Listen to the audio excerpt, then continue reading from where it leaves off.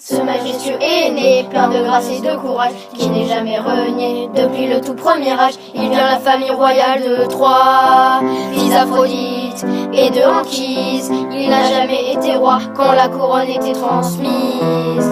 La haine Virgile, amplifiant les exploits d'Énée dans le récit l'Énéide, est né de son épée et si agile. Il est splendide, le héros était si talentueux, et ses combats si nombreux, qu'il n'arrêtait pas de sévir et de voir ses adversaires mourir. Dans ces derniers, il y a Turnus, la victoire de Énée, devant les yeux de Vénus.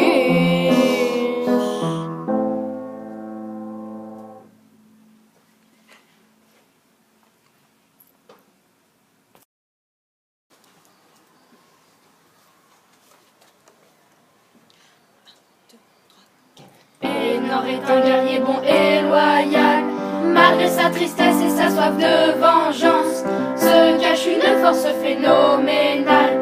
Énor habite dans Troie où il a vécu nombreux exploits, vêtu de son baudrier d'or et de mailles, et de ses choses faites de métal. Il a vécu nombreuses et périlleuses batailles. Énor est le fils d'Hélène et de Crévé. Cet homme est très vaillant et sa gloire est méritée. En vengeant les Troyens, il s'est battu face à tant de guerriers. Il a battu les Achéens à la gloire de ses anciens. Le moral et le physique de ce guerrier est gravé pour l'éternité.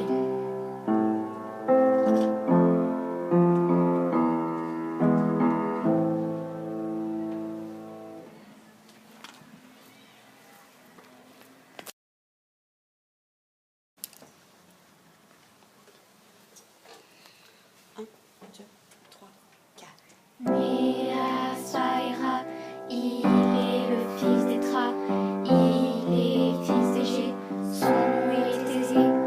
C'est un héros de l'Antiquité, un des plus rusés. Thésée va combattre le Minotaure, créature née de Pasiphae, femme de Minos. De sa liaison avec un taureau, tous les ans étaient envoyés 14 années dans le tumulte. Thésée se porta volontaire pour quitter ses terres et affronter le Minotaure. Il rencontra Ariadne, fille de Minos, et lui donna une pelote pour qu'il retrouve son chemin dans le labyrinthe. Quand il rentra dans celui-ci et qu'étoile le Minotaure endormi, l'assaillant de derrière, il en sortit vainqueur. Seul il revint sur le chemin de ses terres, couvert de gloire, il fut accueilli par les Syriens.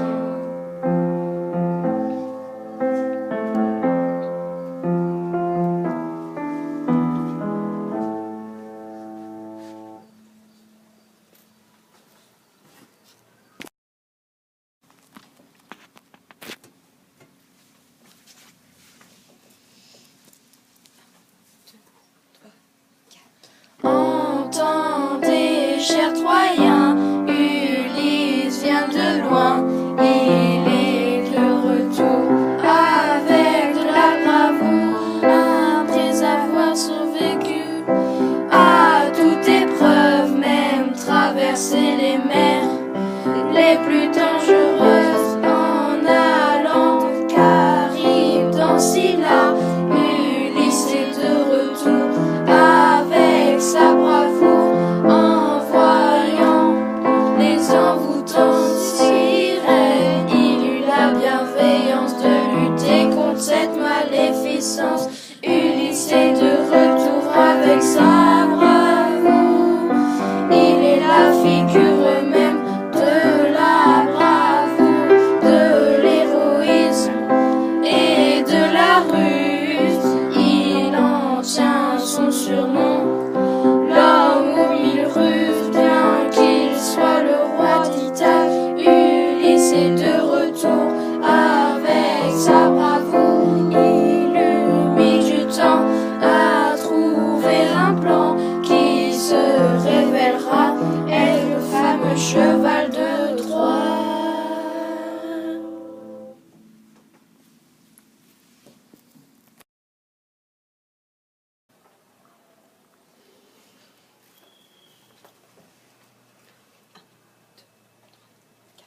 Or c'est une jeune fille abandonnée par sa famille. Elle a été recueillie par les dieux qui lui ont trouvé de beaux yeux. Couleur or, elle adore, tellement belle, c'est une princesse. Elle surmonte chaque galère, c'est une guerrière ravissante. Or celle, c'est une princesse à l'allure d'une déesse. Ses cheveux roux sont si doux, ses yeux bleus sont si radieux. Couleur or, elle adore, tellement belle, c'est une princesse. Elle surmonte chaque galère, c'est une guerrière. Tifé, titan de l'ouragan, inquiet par la nouveau-née, proposa un marché. Elle doit me rapporter la tête de ma fille, la chimère, et je te laisserai me tuer lors d'un combat en plein air. Couleur or, elle adore, tellement belle, c'est une princesse. Elle surmonte chaque galère, c'est une guerrière. La chimère cracha du feu et la blessa un moment. Or celle se lança une attaque qui blessa le monde. Ce fut sa dernière blessure qui la fit succomber au combat. Elle adore, tellement belle, c'est une princesse. Elle surmonte chaque galère, c'est une guerrière.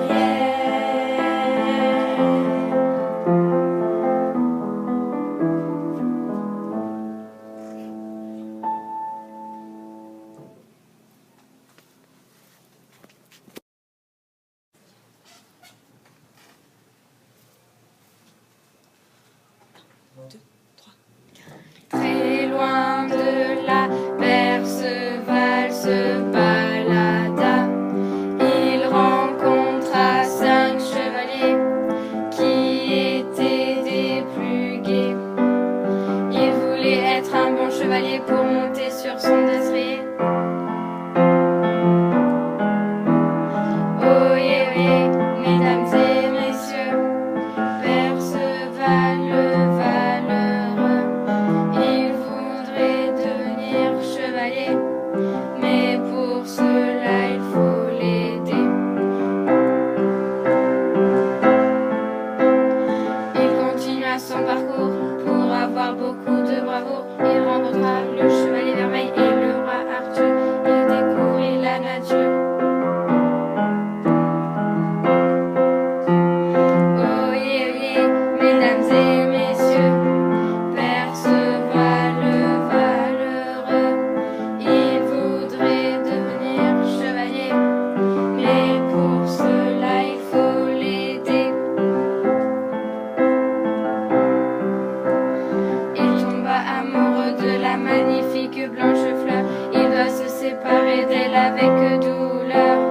Il vit le Graal et la lance, qui n'était pas pour lui une évidence. Chez le roi Arthur, Perceval apprend que sa mère est décédée. Il se fait adopter et devient chevalier.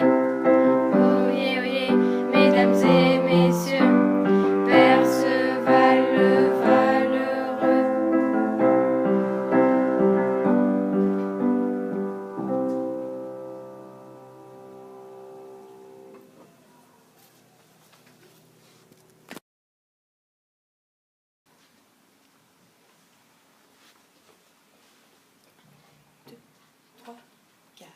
Mamie, je m'en vais vous conter la vie d'un beau chevalier, ou comment rouge pense que devint en étant respecté. De la chevalerie, sa mère est pleurée, voulait l'éloigner, mais l'éclat des armures l'ont guidé. Sur un cheval à son roi, il s'est présenté naïf et non éduqué qu'il était. Mais Arthur refusa de la doubler car son initiation n'avait pas encore commencé. C'est notre régime par gouvernement ont été décelés. Force, hardiesse, mais aussi grande naïveté s'accorde avec sa beauté. Sur le chemin de la noblesse, l'a guidé. Lorsqu'à beau repère il arriva, la désolation rencontra.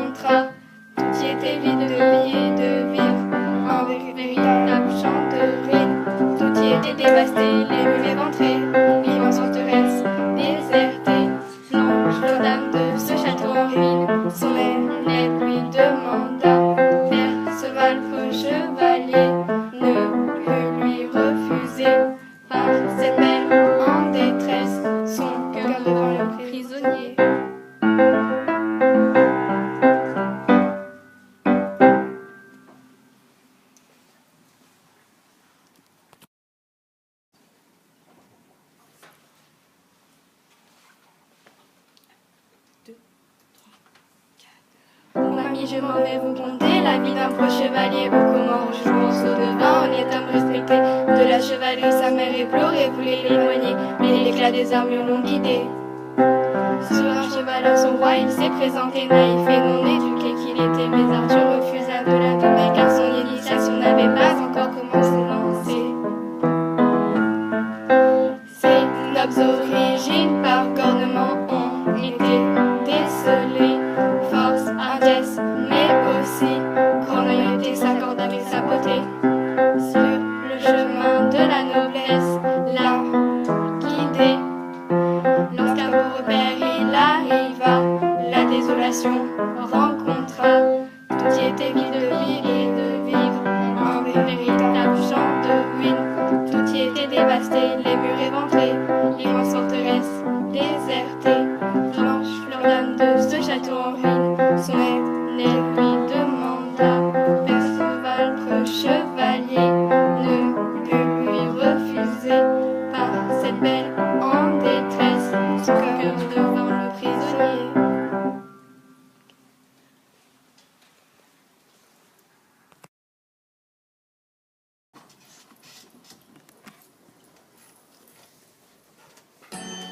Welcome, le dimanche de 20h à minuit et la semaine de 22h à minuit. Bonsoir à tous, on se retrouve sur votre radio préférée, à Radio. Salut tout le monde, c'est Guillaume, votre chroniqueur préféré. Hello tout le monde, c'est Tess. Nous allons accueillir nos deux invités du jour. Pedro et Alia. Oui, bonjour, moi je m'appelle Pedro et je suis étudiant en art musical. Hello, moi c'est Alia, je suis une prof de musique reconnue. Alors aujourd'hui, nous allons parler d'opéra.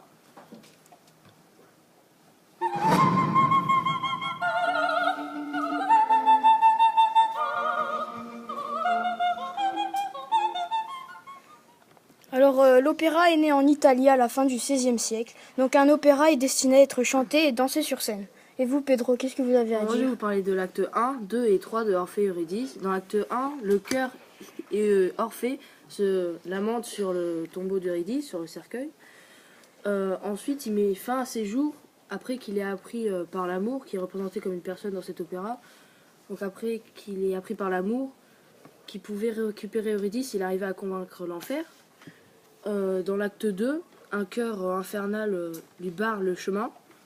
Et finalement, il arrive à les convaincre avec son chant et il récupère Eurydice. Et dans l'acte 3, ils sont sur le chemin du retour. Mais il ne fallait pas regarder Eurydice sur le chemin du retour. Mais Eurydice se lamentait et Orphée a écouté ses lamentations. Du coup, il a regardé. Et avant qu'il mette fin à ses jours, l'amour lui renda Eurydice. La date de 1600 et la ville de Florence correspondent le mieux à un acte de naissance. Grâce au festival et au carnaval, l'opéra naît. Moi, je vais vous parler du mot drame parce que dans l'opéra, le drame, c'est une scène qui est en même temps tragique et comique. Et tragique, c'est un synonyme de drame parce que ça annonce tous les deux quelque chose de malheureux. En parlant de comique, je vais vous parler d'un opéra bouffe qui a été créé par Jacques Offenbach au 19e siècle. C'est fini pour votre radio préférée. À demain. Welcome, le dimanche de 20h à minuit et la semaine de 22h à minuit.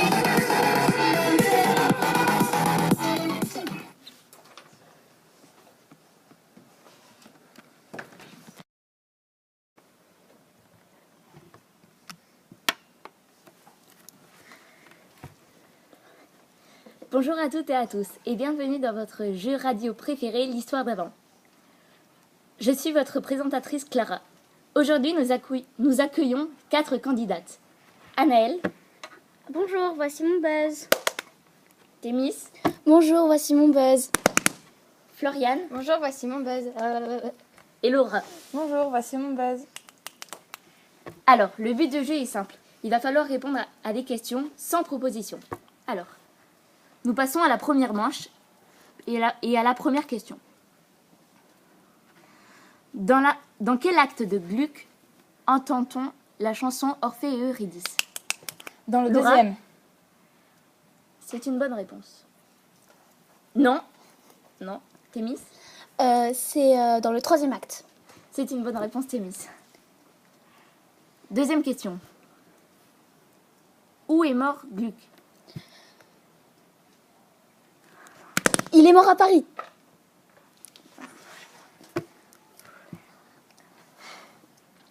Troisième question.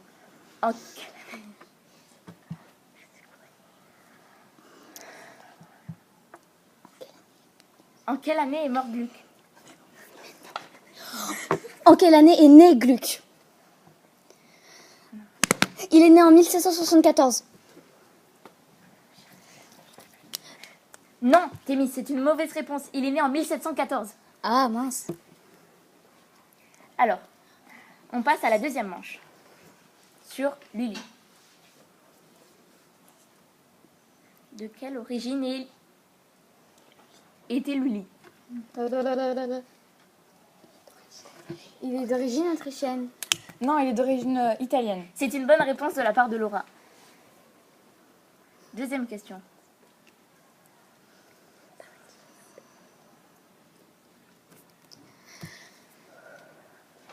Par qui Lully est-il repéré en 1652?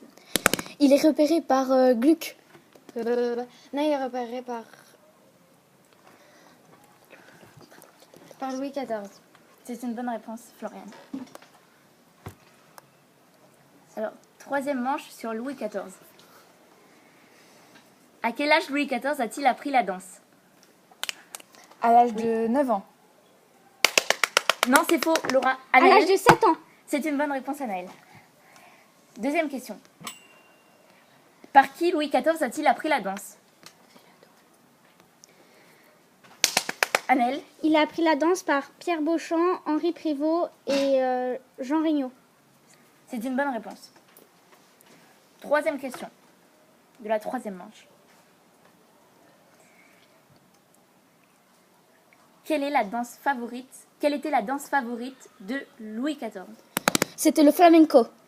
Non, Thémis, c'est une mauvaise réponse. La danse favorite de Louis XIV était le menuet. Quatrième manche. Alors, première question.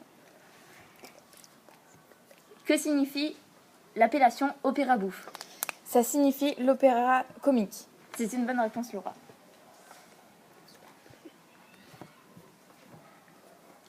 À quel siècle l'appellation opéra bouffe apparaît-il sous la plume de Jacques Offenbach? Anaëlle? C'était au XVIIe siècle. Faux, c'était au XIXe siècle. Troisième question.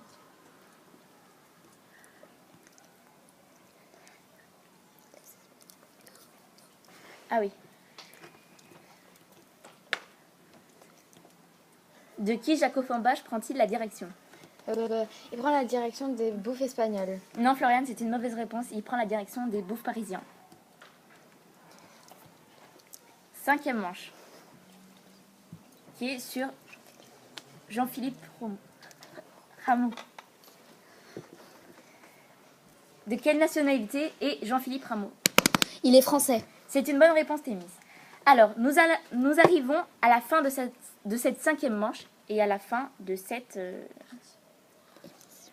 émission. Alors, nous allons annoncer le gagnant. Ben, on me dit qu'il n'y a pas un gagnant, mais il y a deux gagnants. Ou plutôt deux gagnantes. Alors, les gagnantes sont Laura et Floriane. Bravo à vous deux. Mais bravo aussi à Annelle et Thémis d'avoir participé et à la semaine prochaine. Merci d'avoir appris ton texte. Je l'ai appris, mais je stressais.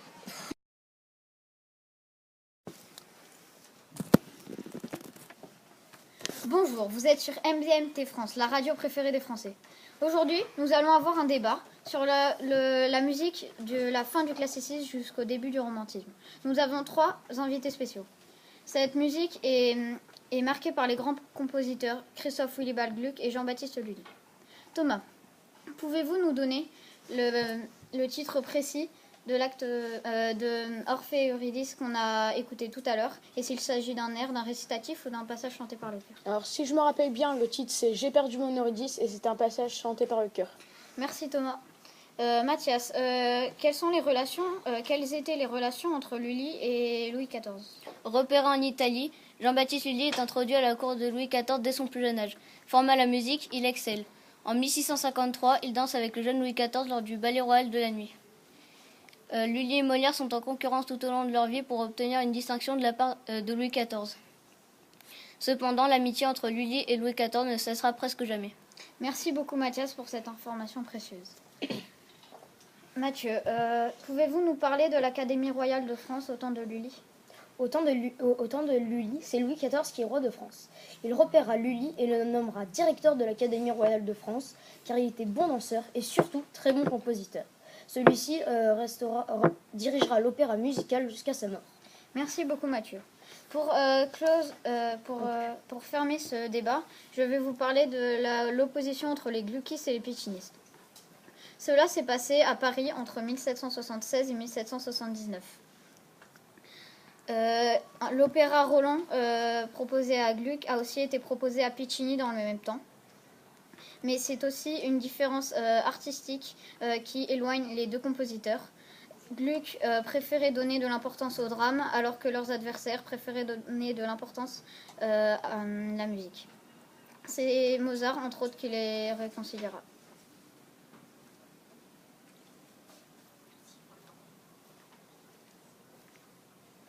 Merci beaucoup d'avoir suivi cette émission. Au revoir.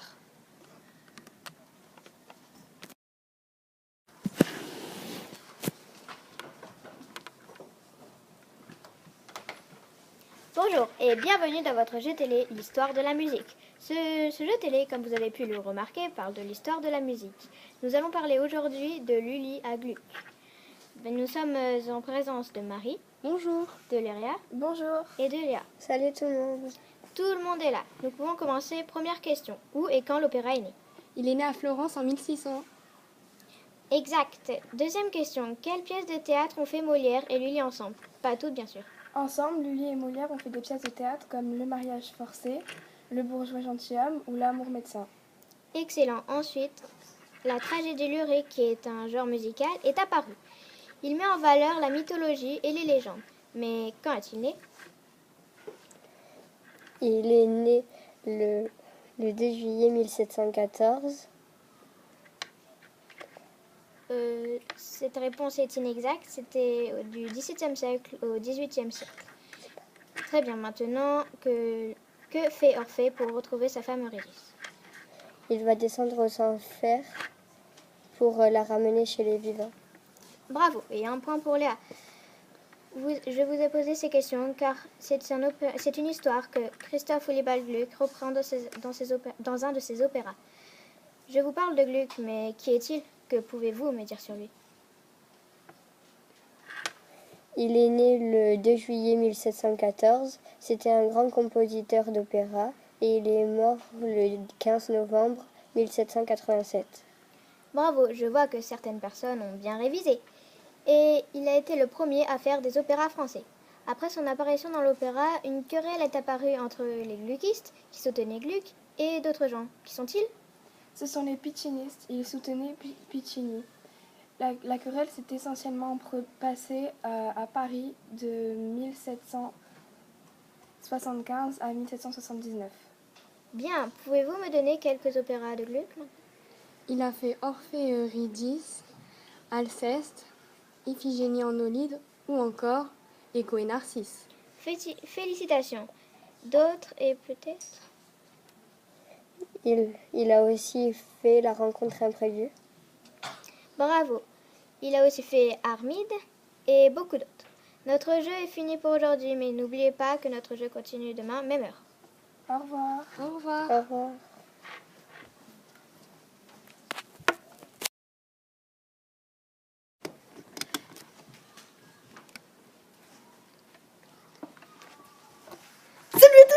On se retrouve sur Radio Moustache, la radio qui mousse et qui tâche. Aujourd'hui, nous allons parler avec 3 invités de l'histoire de la musique. Présentez-vous. Alors bonjour, moi je m'appelle Thomas et je vais vous parler de la querelle des bouffons. Alors la querelle des bouffons, c'est une controverse, c'est-à-dire une discussion argumentée qui a opposé au cours des années 1752 et 1754 les défenseurs de la musique française groupés derrière Jean-Philippe Rameau, c'est-à-dire le cousin du roi, et les partisans vers d'autres raisons musicaux. Merci de cette intervention Thomas. Nous allons aller du côté de Nicolas. Bonjour à tous, alors moi je vais vous parler de l'opéra seria. L'opéra seria est un opéra italien au XVIIIe siècle, à l'opposition de l'opéra buffa, qui elle est un opéra, est un opéra comique, de caractère comique, enjoué, à l'opposition héritier de l'opéra dell'arte, à l'opposition de l'opéra seria, qui est elle opéra serio. L'opéra seria conquiert tous les compositeurs importants de l'Europe, sauf ceux de la France, car cela fait partie du genre à l'italienne, c'est cela? Pas tout à fait. Elle conquiert aussi la France, mais plus tard. D'accord. Merci pour cette information précieuse. Nous allons aller du côté de Lorenzo. Bonjour à tous, je m'appelle Lorenzo et je vais vous parler de la comédie-ballet. Alors, elle a été créée en 1661 par Lully et Molière. C'est une pièce de théâtre drôle avec de la danse et de la musique. Les plus célèbres comédies-ballets qui ont été faites, c'est Le Malade imaginaire en 1672 et Les Fâcheux en août 1661 avec Molière et parfois Lully comme compositeur. Donc merci d'avoir écouté cette émission. Nous allons nous quitter en musique. On va écouter un peu d'opéra et merci. À la semaine prochaine.